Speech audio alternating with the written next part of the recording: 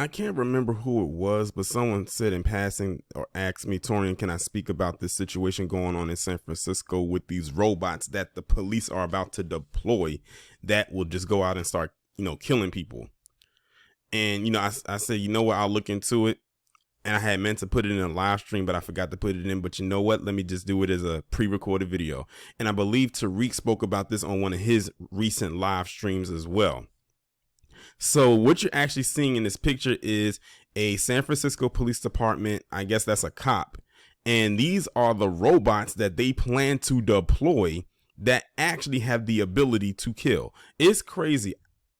I don't know what the hell is going on in the Bay Area via San Francisco, but this is the second video that I've done on that area in less than a month that has literally made me raise both eyebrows. First was that Mayor London Breed approving the city to give Hall team members $1,200 a month just because for the next 18 months. And now you got this about to happen.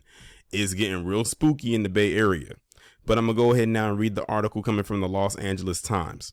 Supervisors in San Francisco voted Tuesday to grant city police the power to use potentially lethal remote-controlled robots in emergency situations following an emotionally charged debate that reflected divisions on the politically liberal board over support for law enforcement.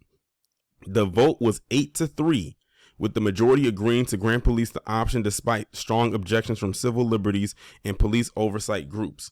Opponents said the authority would lead to the further militarization of a police force already too aggressive with poor and minority communities. Supervisor Connie Chan, a member of the committee that forwarded the proposal to the board, said she understood concerns over use of force, but that according to state law, we are required to approve the use of these equipments. So here we are, and it's definitely not an easy discussion. The San Francisco Police Department said it does not have pre-armed robots and has no plan to arm robots with guns, but the department could deploy robots equipped with explosive charges to contact, incapacitate, or disorient a violent, armed, or dangerous suspect. When lives are at stake, police spokesperson Allison Maxey said in a statement.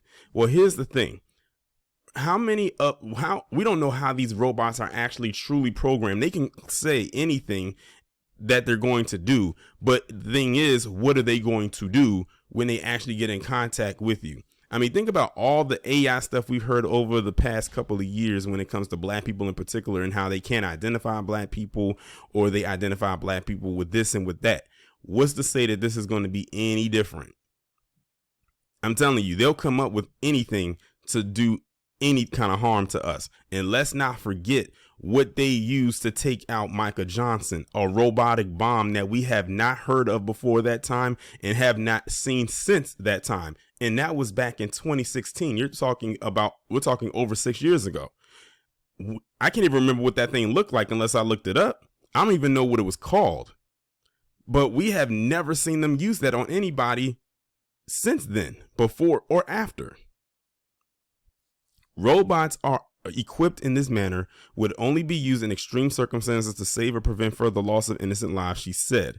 Supervisors amended the proposals Tuesday to specify that officers could deploy robots only after using alternative force or de-escalation tactics, or concluding that they would not be able to subdue the suspect through these alternative means. Only a limited number of high-ranking officers could authorize the use of robots as a deadly force option.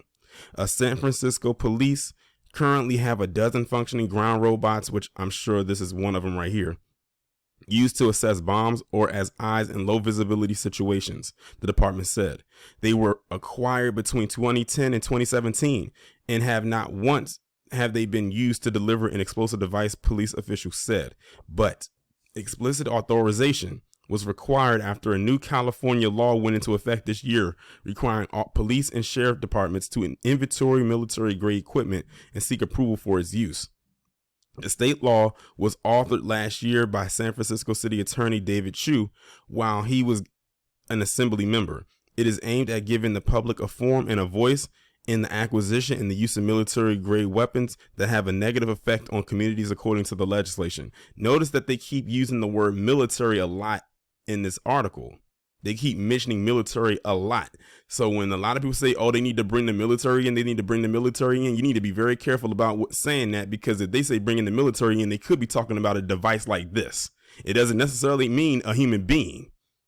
It could be a robot. I'm like, what in the Skynet iRobot is going on here? A federal program has long dispensed grenade launchers, camouflage uniforms, bayonets, armored vehicles, and other surplus military equipment to help local law enforcement.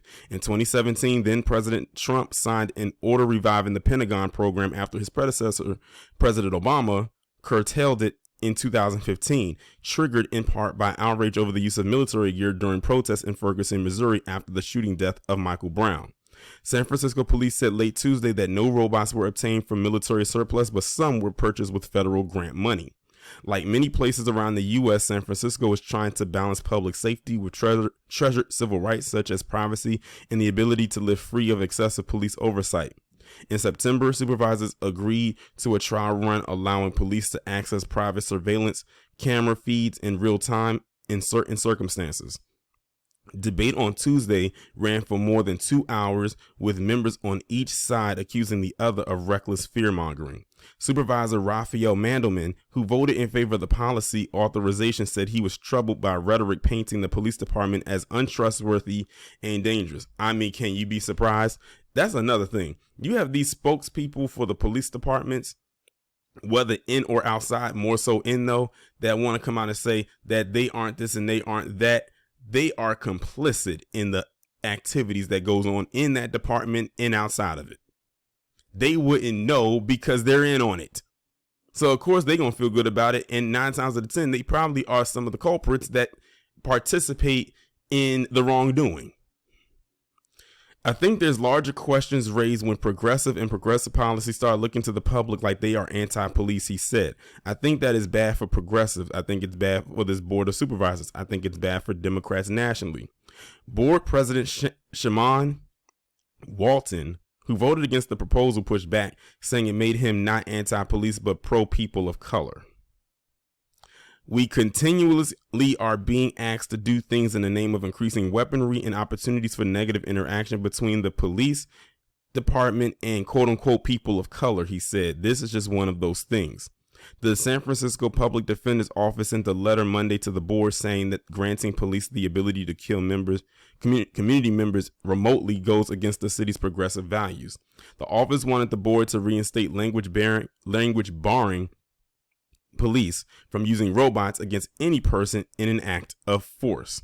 See, the thing is, what they're basically trying to say is they know how the police departments get down when it comes to certain people, and giving them these robots, even though they said it's going to be for this, they can program them things to do the complete opposite.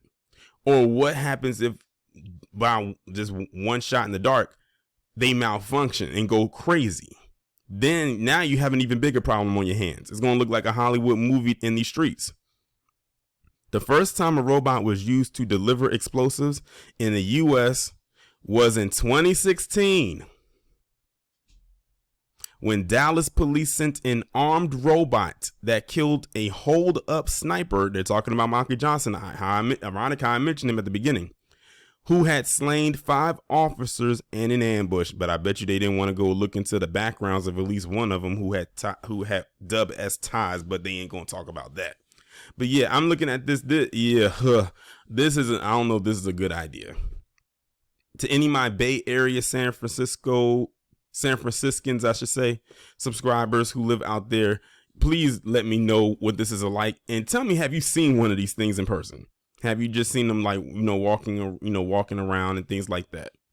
Because remember when they had it was a video they showed a while ago, that robotic dog, it was like yellow, I think, or black, and it was walking on all fours. That thing was freaky. That freaked me out when I saw that.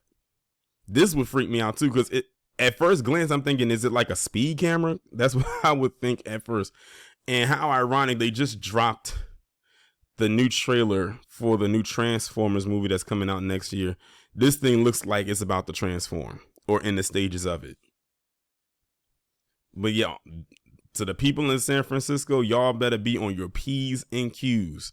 Have your head in a swivel, because I don't know where they about to head with this one. It just doesn't, to me, it doesn't seem like it's going to work out. I have a feeling something is going to backfire on this, and it's going to go completely left. And then when that happens, they're going to lose control of it. And then it's going to be a wrap. It's going to be like man versus machine out here.